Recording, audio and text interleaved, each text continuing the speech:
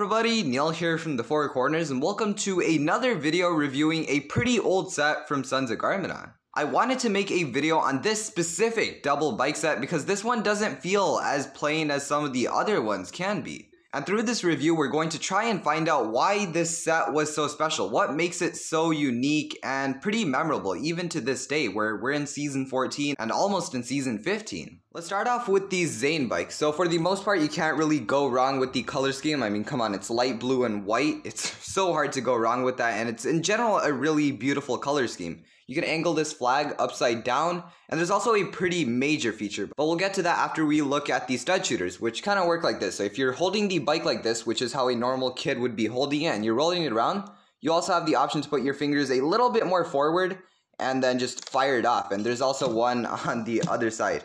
Yeah, these go completely crazy, but I like how when you're holding it and playing with it, you can just squeeze your fingers and then the whole bike will end up having some firepower.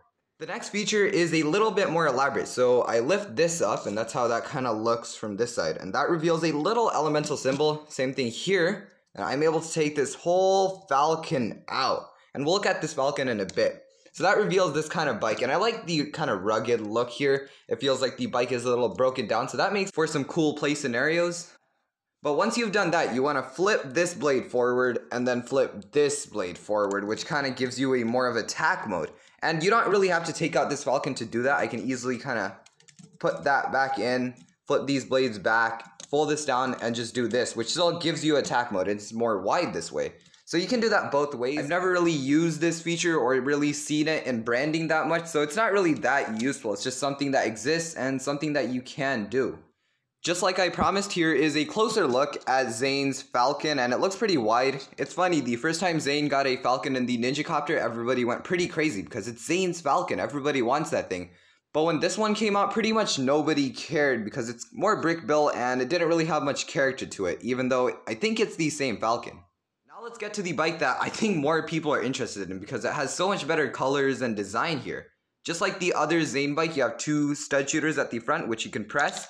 Unlike the Zane bike, you can't just hold it around and kind of squeeze the torso to shoot these stud shooters off, but it still works. It doesn't really need to be there, and it gives you extra design. It gives you that classic bike design. The main feature here is very intriguing. So you put the bike sideways, you flip this up, you flip the other one up, and then as you move the bike, those blades will come up and down. And the faster you go, they'll go more up. Let me show you that from a side angle. That works so well, almost feels like a locomotive train to me. So beautiful. I really love that feature. It's very creative and they've done it in a fairly simple way. So you want to follow this toot. So it goes down and then when it comes back, the blade will be pushed up. So that is very smart right there. And honestly, back then I expected it to be a lot more complicated.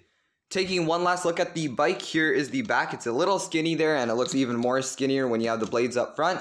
There is a Sons of Garmadon flag right here. Same thing on the other side, and it has a really nice shape to it. It's more front angled, and that's how most Ninjago bikes are. Finally, for the last of the at least proper builds, we have a stand for Mr. E's Oni mask. In the show, I think a lot of you might remember that Mr. E turned into a beast when he put this on, and you're able to do that same thing in the set. So you're getting 4 katanas here, and that's a little prologue to what you're actually going to see as we take a look at the minifigures. Other than that, not really complicated design here. It's fairly simple, and there's really not much to talk about right here. Coming over to the minifigures, we have Mr. E, and for a good guy, we have Zane. The thing with Zane is he has a quiver, and that's already not too preferable because Zane having a quiver isn't too likable. We usually like shurikens better for Zane. But the other problem with the quiver is since it's going a little below the pants here, Zane actually can't sit properly on his bike. He'll be extending a little. Here's how that looks in the actual set. So you can't push him down completely. He'll always be blocked by this little quiver in the back. So that is definitely an issue, and I think if Zane forgot the bow in general, it would be so much better. However, leaving those problems aside, I think Zane by himself is a really great figure. The Sons of Garmadon suits are a little underrated, I think. The Season 8 suits just look so polished, and they're the most fanciest Ninjago suits ever. Looking at Mr. E by himself, he's wielding 2 red katanas. He has a leather jacket. That's how he looks from the back. He has a Sons of Garmadon logo right there. And overall, he's a pretty interesting figure. If you lift up the red visor, he has some eyes popping out. So that's how the whole mystical eye effect is taken. Now let's look at Mr. E with the Oni mask on when he gets 4 arms. Here we have Mr. E with 4 arms. He has red katanas and he has the flip up visor, which still reveals his eyes, but he has like lava oozing through, same leather torso and everything, but he looks absolutely horrifying.